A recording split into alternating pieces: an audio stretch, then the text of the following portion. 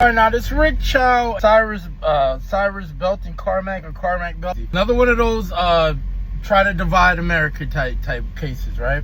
Hear me out to the end, because my twist on it may be a little bit different from what you think, right? So let me just explain what happened here, right? Guy, 14-year-old, wearing a red shirt, black guys, dreads, everything, right? In uniform, right? Red hoodie, right? Goes in the store, Chinese man, his wife kind of shadows this kid or whatever, right?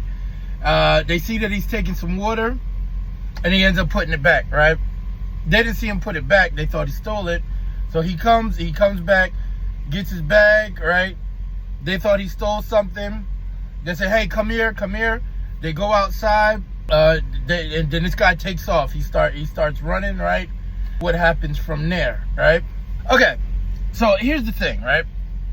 What they did find out is that he did have a gun. You know, Cyrus did have a gun, the black guy and they said that it was on the ground when they found it, right?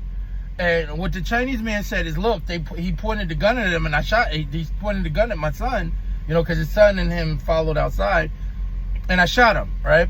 Which is very plausible, because if you're running and you could look back and, you know, point the gun, bring the gun out and point back, right?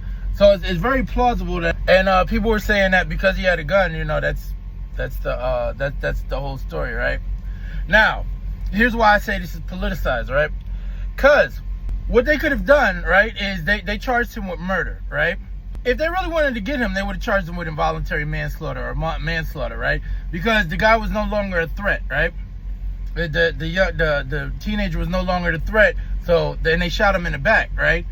They could have stacked that charge on top, and then he would have went. I'm not a lawyer, but I know how this kind of works. They could have stacked that charge on top. It could have been murder, and then they could have went for manslaughter on there, right?